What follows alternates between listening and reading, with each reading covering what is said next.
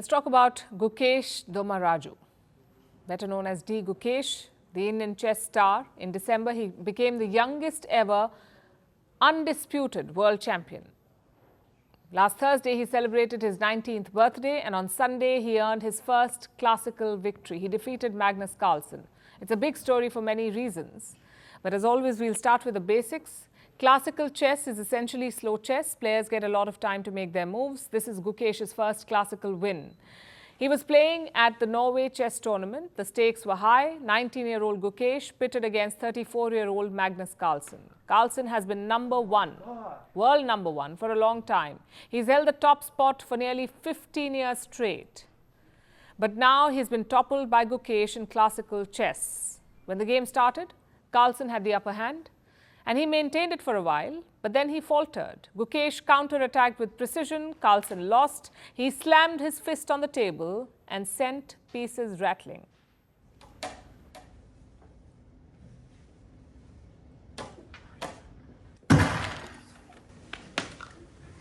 Oh my God!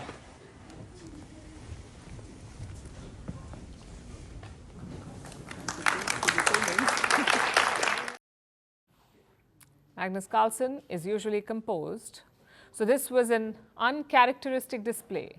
But there's also a backstory. Recently, Carlsen pulled up Gukesh, specifically his classical performances. In an earlier match, Carlsen beat Gukesh, and then he posted about it on social media. He said, "You come at the king, you best not miss." The humility is hard to miss. He's calling himself the king, but this time he lost, and instead of taking it gracefully, he punched the table. Sure, he did the customary handshake, but then he stormed out of the venue, while Gukesh sat there, at first clearly in shock, then quietly taking in his victory. He spoke about it after the match, and this is what he said. "It was not the way I wanted it to be, but I have also banged a lot of tables in my career." So Gukesh took Carlsen's outburst like a good sport. But is it okay to bang tables when you lose? We get that sport is about passion and aggression, and we've seen the biggest of players lose their cool.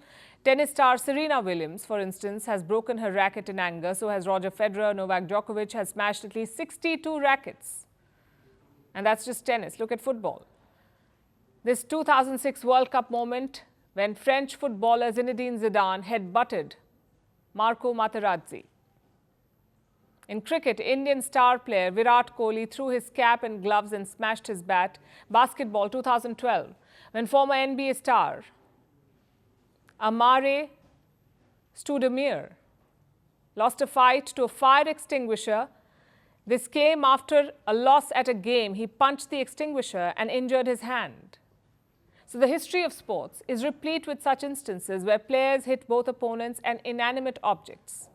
But just because it is culturally accepted doesn't mean it's okay. You don't see people smashing the whiteboard after a bad client presentation. The decision to punch a table at a high-level game or a solid aluminum object after one is just as irrational. So why do they do it? Because the sport engages your mental, physical, and emotional faculties, and sometimes failure to cope with the demands can lead to outbursts. Psychologists, of course, have a fancy term for it. They call it catharsis theory. They see a sports person's psyche as a hose. Sometimes it gets backed up. There is emotional overload, so people need to release the pressure.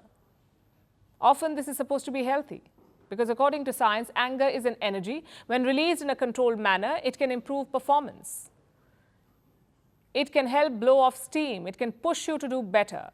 But anger can be positive, but it can also cloud rational thinking. And there are consequences, of course.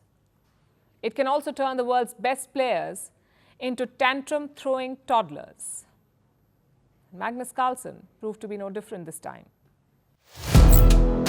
Firstpost now available in 9 languages on YouTube. English, Stands at $36 trillion. French, Le FMI, comme German, Geschäftsführenden Direktor Hindi, $30 trillion ka kaijmo. Indonesian, Pemerintah tanpa pemeriksaan. Italian, Sekali radikali. Japanese, $4 idioma. Portuguese, Por causa do próprio balanço patrimonial. Spanish. Beautiful bill. Go to Settings, click on Audio Track and select the language of your choice. Be the first to know what's happening around you in your first language. Firstpost.